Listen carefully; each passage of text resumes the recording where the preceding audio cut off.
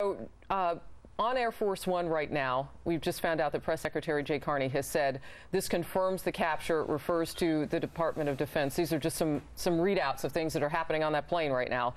He would not say anything about legal process, which is what we're all kind of talking about now. And he called it, quote, an important milestone and important development. As this news is coming together, Sandra, you bring up kind of the recent history that we had and evidence against this guy, but also the fact that it's been almost 2 years since we've heard anything about any sort of arrest. Yeah, and we go back to those days, those immediate days following the attack in which we heard President Obama vow that he was going to bring these guys to justice, whoever these attackers were. All the meanwhile, Kimberly brings up the day that the New York Times talked to him, sitting outside of a luxury hotel, sipping on a strawberry frappe. That was just a month after the attack. Within a month after the attack. And at that time, Harris, he said that no authority had yet questioned him about that attack. And he also went on to say that he had no plans of going into hiding. He was very confident at that time. And how much time has now passed when we knew then?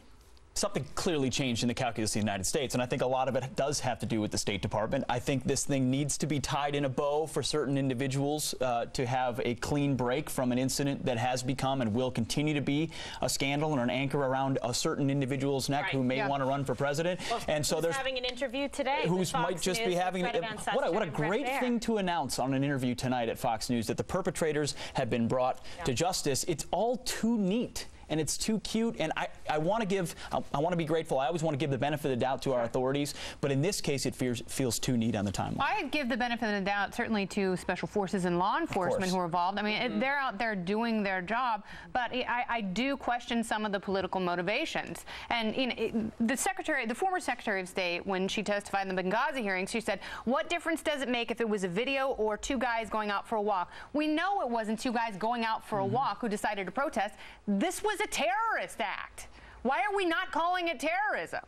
Well, he's had to a little bit. If I'm correct, he's since had to walk back and say, well, yes, this was a protest about a video that turned into an attack. We know that, but there's a big difference between a spontaneous protest and terrorism. Sure, absolutely. And I think they're going to have to confront that time and time again when he opens his mouth and when depositions come out. And the reality is, well, of course we were there to attack the consulate. That's what we were doing. Well, that's the problem. And we sold a story about a protest to cover it. Take it from the bad guy. He's happy to take credit for it. He's like, here I am, frappe and terror, manual in the other hand. I mean, he was very overt and about what he did, about what their intentions were. But nevertheless, we had an administration that perpetuated false talking points, which is just shameful to do to the American people and the people that serve over there so valiantly. And then you had, of course, Rice perpetuating those routinely on the Sunday talk shows, but now we're seeing a different situation. And again with Bergdahl, we know the truth, absolutely, and the same thing happened again. It's sort of their MO.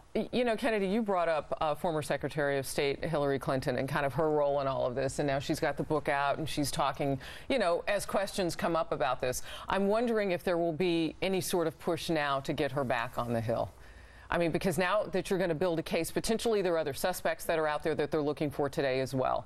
And as this rolls out forward, I wonder how bringing her back and getting those notes she says she took. Sure. And, that are in the book. Subpoena and all of that. Well, we can read about it in the book, but we might want to actually see the context of the notebook that they came out of, that sort of thing. And what is her role in this as of now? Is she being briefed? I mean, how does a former Secretary of State who is so active in the Benghazi scandal, where does that stand? Where and how is she briefed? Well, I think she's resigned to that fact. I don't know how they don't bring her before the committee at this point, how they don't ask additional questions. I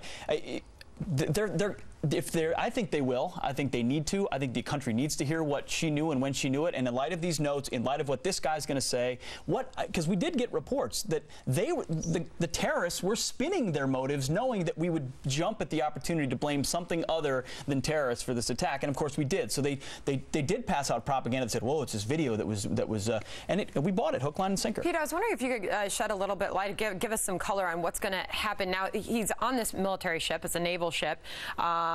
You mentioned that there's going to be interrogations that take. We don't know military law how long they're going to be able to keep him on the ship. Kimberly says they could helicopter or fly him out of there when they're done with him. When they're done with him. Yeah. I'm just curious, what the happenings are. Do you think that's happening right now? Sure. I mean, I'll channel my best Andy And by the way, this impression. was special forces and an FBI agent that scooped him up. They said no civilians were injured. That it was they did this with and ease. that's a product of great intelligence, right? You don't have a raid like that or an operation like that goes without shots fired or casualties unless you have great intelligence and you understand where they are and how to get in and how to infill and exfil. On the ship at this point, they're, presumably because of what this administration stated, they're not using enhanced interrogation techniques. And this guy from his frappe interview in the New York Times seems to be more than happy to chat. He's blasé about the frappe. Yeah, he's blasé about the frappe. If he's smart, he's probably clamming up right there too, because now we've told everybody that we won't use difficult techniques if we need to extract information. And the question will be how long. And he's going to the U.S. where he'll be meeting by a Miranda rights in New York City and given a high-profile lawyer to defend him. This is how we fight the war on terror today. We let him lawyer up, and we don't get the intelligence we need.